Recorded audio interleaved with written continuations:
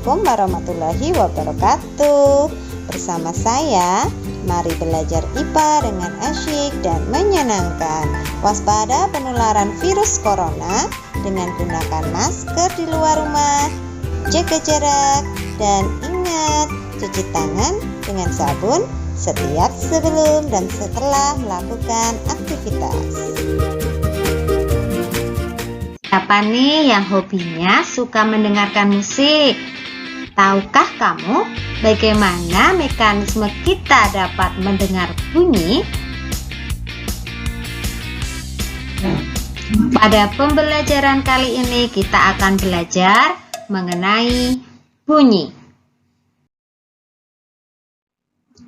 Setelah pembelajaran kali ini, diharapkan kalian dapat menyebutkan syarat terdengarnya bunyi, menjelaskan karakteristik bunyi, menentukan frekuensi dan cepat rambat bunyi pada peristiwa resonansi, menjelaskan mekanisme pendengaran manusia, menjelaskan penerapan bunyi dalam kehidupan, dan menentukan kedalaman laut dengan memanfaatkan prinsip gelombang pantul.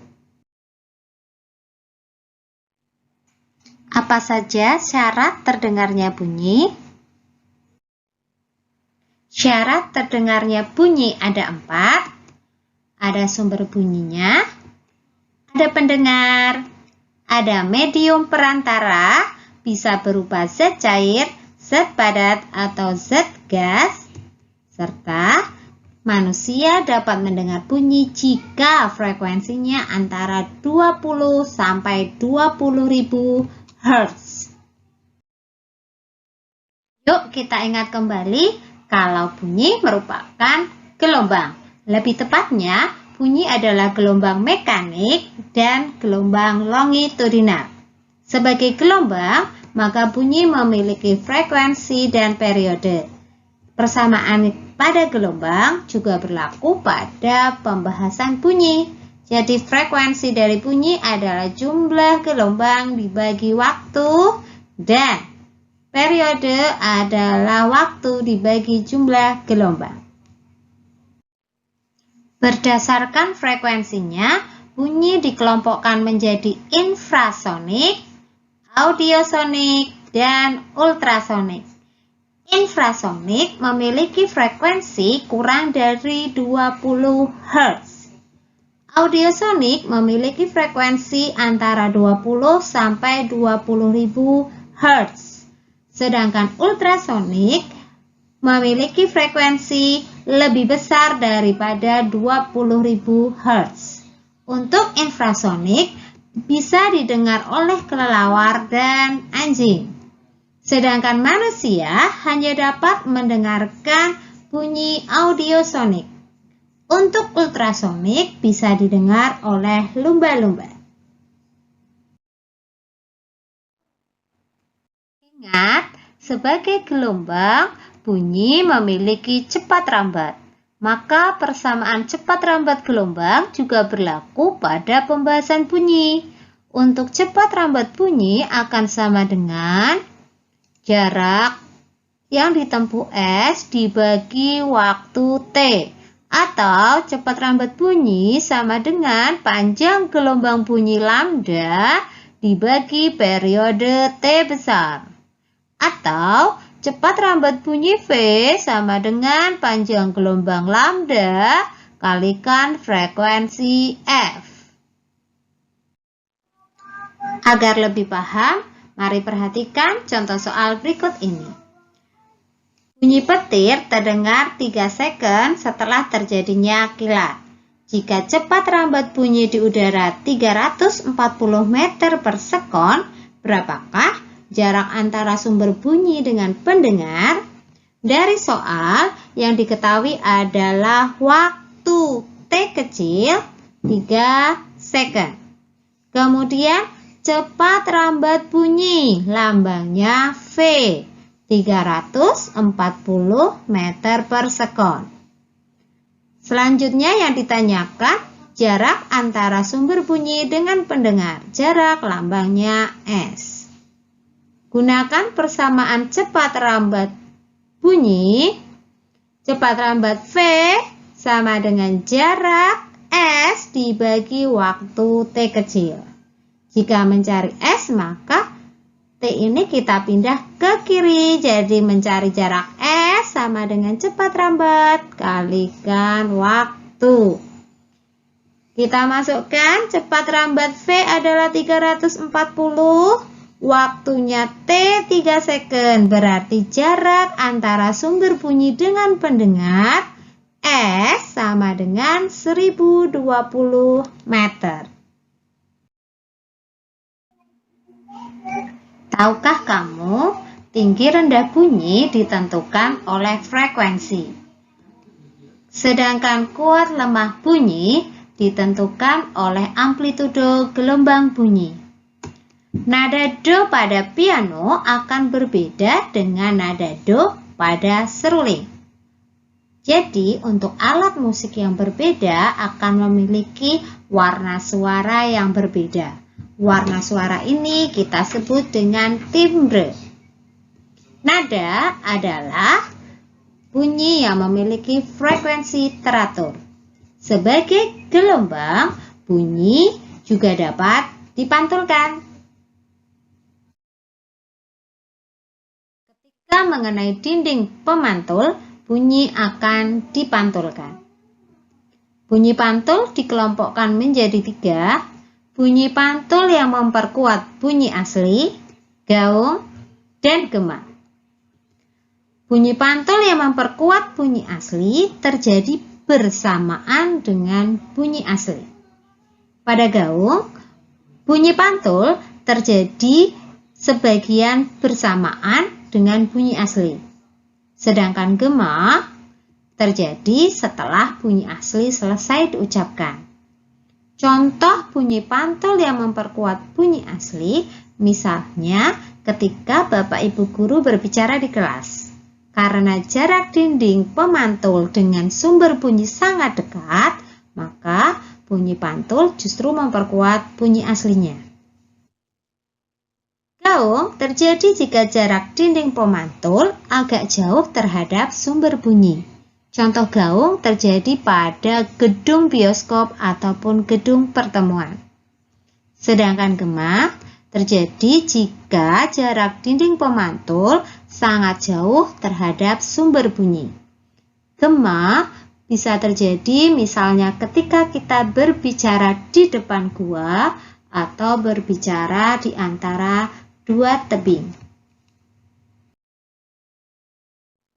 Tahukah kamu gambar apakah ini?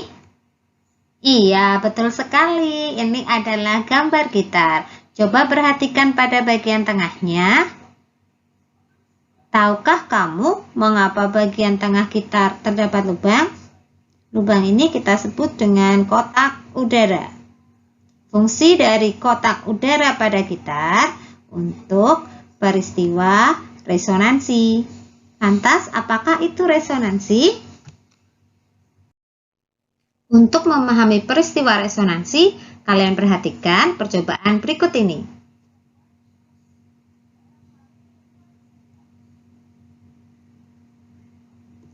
Ketika garpu tala digetarkan, maka garpu tala lain di dekatnya ikut bergetar. Peristiwa ikut bergetarnya suatu benda karena pengaruh benda lain yang sedang bergetar kita sebut dengan resonansi. Resonansi dapat terjadi jika frekuensi benda sama atau kelipatannya. Adanya resonansi yang terjadi pada gendang telinga memperkuat bunyi yang ditangkap oleh telinga kita. Resonansi juga memperkuat bunyi yang dihasilkan oleh alat musik, misalnya pada gitar, pada seruling, dan pada drum. Akan tetapi, resonansi juga dapat merugikan. Misal, resonansi pada kaca bisa menyebabkan kaca menjadi pecah. Atau, resonansi yang terjadi pada jembatan dapat menyebabkan jembatan runtuh. Resonansi pada ayunan terjadi jika panjang talinya sama. Perhatikan gambar. Jika A digetarkan, maka C dan E ikut bergetar, sedangkan B dan D diam. Jika B digetarkan, yang ikut bergetar hanya D, sedangkan A, C, dan E tetap diam. Resonansi kolom udara terjadi jika panjang kolom udara merupakan kelipatan ganjil dari 1/4 panjang gelombang. Perhatikan gambar. Untuk resonansi pertama terjadi pada panjang kolom udara L1 ada sama dengan 1/4 dari panjang gelombang lambda. Sedangkan resonansi kedua terjadi pada L2 sama dengan 3/4 lambda. Resonansi ketiga terjadi pada panjang kolom udara L3 sama dengan 5/4 panjang gelombang lambda. Perhatikan contoh soal berikut. Sebuah garpu tala digetarkan di atas kolom udara. Jika resonansi pertama terjadi pada panjang kolom udara 30 cm dan frekuensi garpu tala adalah 264 Hz, berapakah cepat rambat bunyi di udara? Dari soal yang diketahui panjang kolom udara resonansi pertama. Jadi yang dimaksud adalah L1 sama dengan 30 cm. Kemudian yang diketahui lagi frekuensi lambangnya F sebesar 264 Hz. Yang ditanyakan cepat rambat bunyi, lambangnya V. Ingat, untuk resonansi pertama, syarat terjadinya adalah panjang kolom udaranya sama dengan 1/4 panjang gelombang lambda. Dari sini kita bisa mengetahui besarnya panjang gelombang. Masukkan L1 tadi 30 cm sama dengan 1/4 panjang gelombang lambda. Untuk mencari lambda berarti 1/4 ini kita pindah ruas ke kiri. Kalau pindah ruas berarti dibalik. Tadinya 1/4, ketika pindah ruas dibalik menjadi 4/1. Jadi panjang gelombang lambda sama dengan 30 kalikan 4 dibagi 1. Hasilnya lambda sama dengan 120 bagi 1. Panjang gelombang lambda sama dengan 120 cm. Ingat, untuk panjang gelombang satuannya harus meter. Jadi cm ini kita ubah ke meter dibagi 100. Hasilnya 120 cm sama dengan 1,2 meter. Untuk mencari cepat rambat, V sama dengan panjang gelombang lambda kalikan frekuensi F. Tadi panjang gelombangnya sudah kita cari, ketemu lambdanya 1,2, dimasukkan ke persamaan. Frekuensinya tadi dari soal adalah 264, jadi cepat rambatnya 1,2 kalikan 264, hasilnya cepat rambat bunyi sebesar 316,8 meter per second. Contoh soal yang kedua. Sebuah garpu tala digetarkan di atas kolom udara. Jika resonansi kedua terjadi pada panjang kolom udara 75 cm dan cepat rambat bunyi di udara adalah 330 meter per second, berapakah frekuensi garpu tala tersebut? Dari soal yang diketahui adalah panjang kolom udara resonansi kedua, berarti yang dimaksud adalah L2 sama dengan 75 cm. Kemudian cepat rambat bunyi, lambangnya V sama dengan 330 meter per second. Yang ditanyakan frekuensi lambangnya F.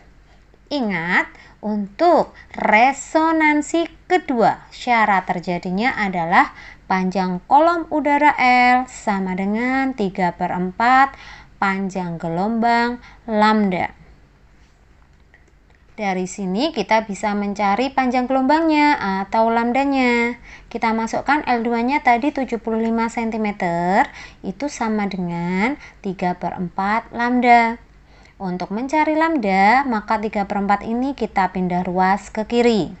Ingat, kalau pindah ruas dibalik. Tadi 3/4, kalau kita pindah ruas ke kiri, maka dibalik menjadi 4/3. Jadi lambda sama dengan 4/3 kalikan 75.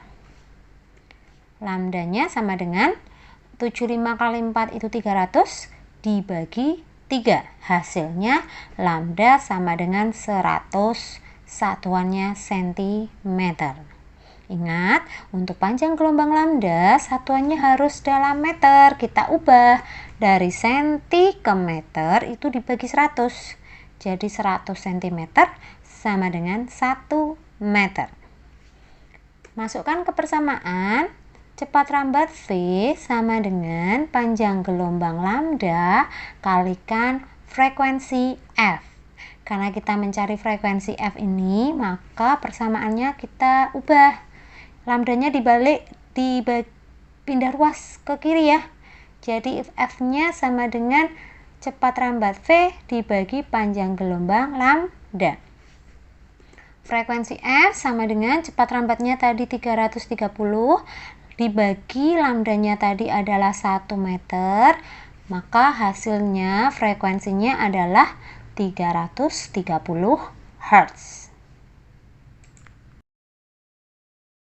Nah, sekarang kita bahas bagian-bagian atau struktur dari telinga. Telinga kita dibagi menjadi 3 bagian, yaitu telinga luar, telinga tengah, dan telinga dalam. Telinga luar terdiri atas daun telinga dan saluran telinga. Telinga bagian tengah ada gendang telinga, tulang martil, tulang landasan, dan tulang sanggurdi. Tulang martil, tulang landasan, dan tulang sanggurdi ini yang kita sebut tulang pendengaran. Telinga dalam ada 3 saluran setengah lingkaran, kemudian syaraf pendengaran, rumah siput atau koklea, serta saluran eustasius. Apa saja fungsinya masing-masing? Daun telinga berfungsi mengumpulkan bunyi ke saluran telinga. Saluran telinga menangkap debu yang masuk ke telinga, sedangkan gendang telinga meneruskan getaran yang masuk ke saluran telinga menuju tulang pendengaran. Tulang pendengaran terdiri dari tulang martil, landasan, dan sanggurdi, berfungsi meneruskan getaran menuju koklea atau rumah siput. 3 saluran setengah lingkaran berfungsi sebagai alat keseimbangan tubuh.